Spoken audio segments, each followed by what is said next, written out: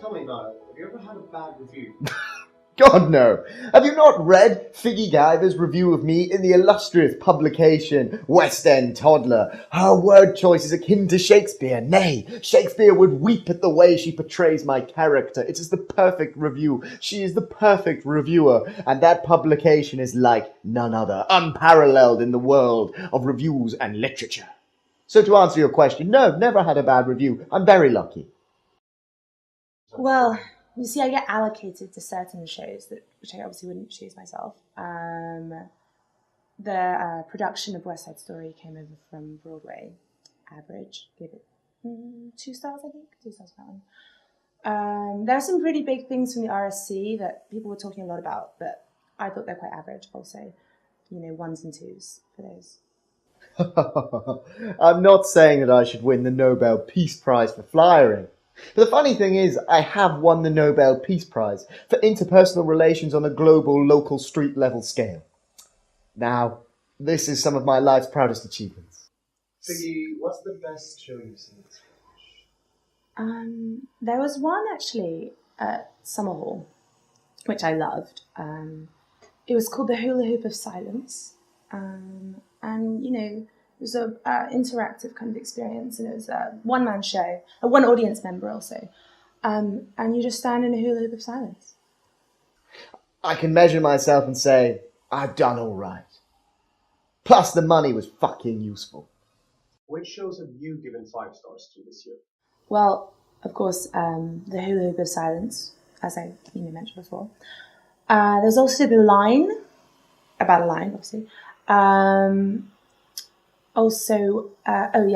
Moist Tissues of Despair. It's a really good show. And then, of course, there was The Cube, which actually had no lines. It was just a sphere. Went on for a while.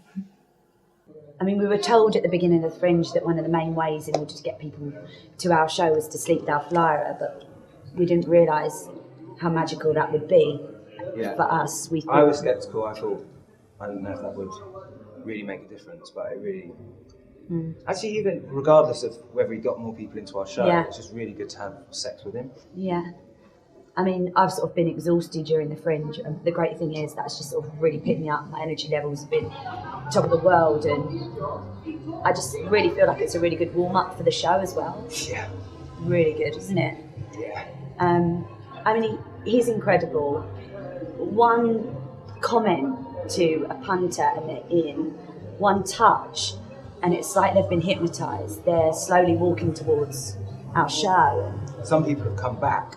Yeah. 2 or 3 times to our show. Just because they like picking up the flyer, Yeah. not so much about the show. I mean, the show's awful, isn't it? We've not had a great response. A When lot of they're- people have been quite exhausted because they've just... But drugs, yes, that's what you asked, wasn't it? Yes, and it's got to sample a little bit of, you got to make sure it works, because you can't sell substandard product. People won't come back to you, or you won't remember them anyway, because if you've tried too much of your own stuff, you can't. What am I doing? Niall, has drugs ever been a problem in your life? Oh God, no, I've never touched the stuff. I find that rather hard to believe, considering other interviews that we've had. Tell me, have you ever tried marijuana? Of course. Mushrooms? Yes. LSD? Yes. Special K? I love Mr. Kellogg's products. Well, what can you say? There was amphetamines, there was meth, there was horse tranquilizers, made famous by Keith Moon, of course. Yes, he did like them. Dead now. Okay, have you ever done cocaine? No. Wait, yes. PCP? Yes. Methamphetamine? Yes. Heroin? No. Never, ever, ever again. Consumption was quite high, and they really did like to mix and match.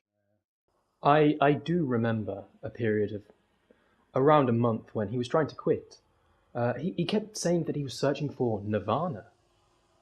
So it was a case of, he said, I don't need them anymore. I'm on a higher plane of consciousness. Which he was on top of the table at the time. So. The Tibetan monks have chosen me to be their future Dalai Lama. Shame I think it's all nonsense, really. Bit awkward. I told him the band has been defunct for years. Kurt Cobain is dead. It nearly destroyed him. In my time, I've picked up multiple different languages. French, German, Spanish, Uzbekistanian, Uzbekistan-Iranian.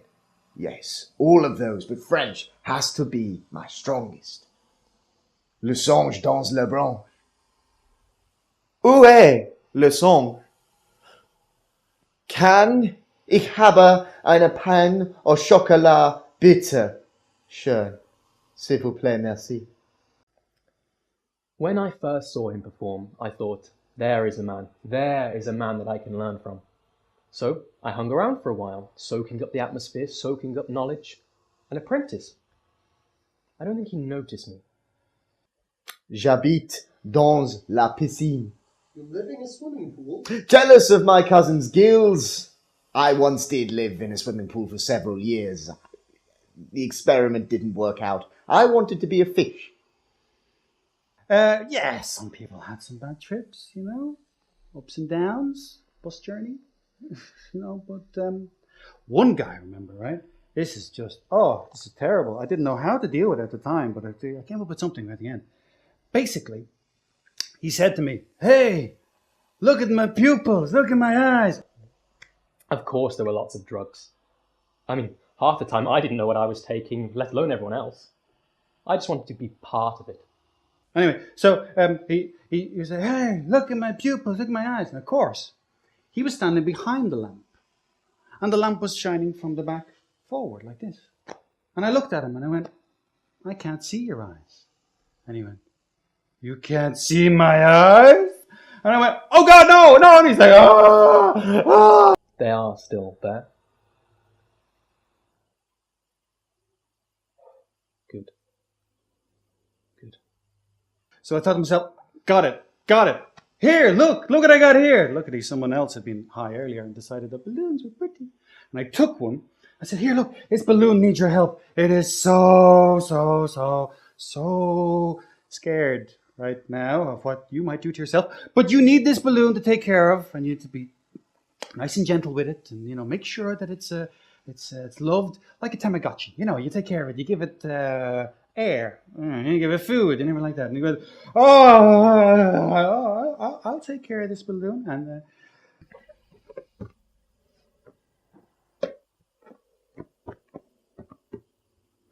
I'm very proud. He's going to college soon.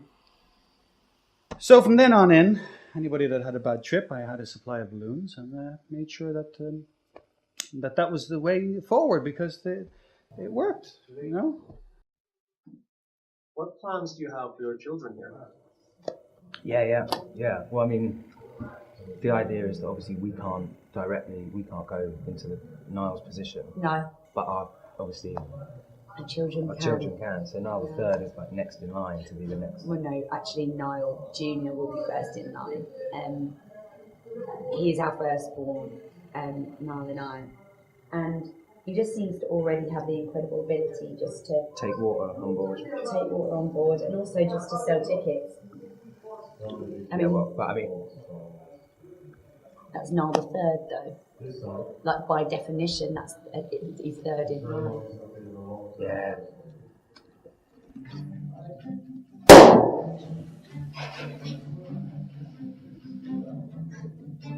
Who's next in line now?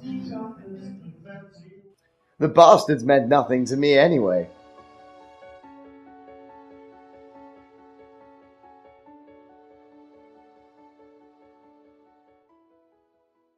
There was that one man, Keith, I think his name. Keith, naked Keith. Made an excellent lampshade. Yeah. He just hung from the ceiling. It was miraculous because we didn't have anything for him to hang from, really. No, and it was remarkable as well because he got all those light bulb burns and didn't scream, didn't have the things that they must have got up to. His tolerance for pain was quite something. Legendary. What legendary.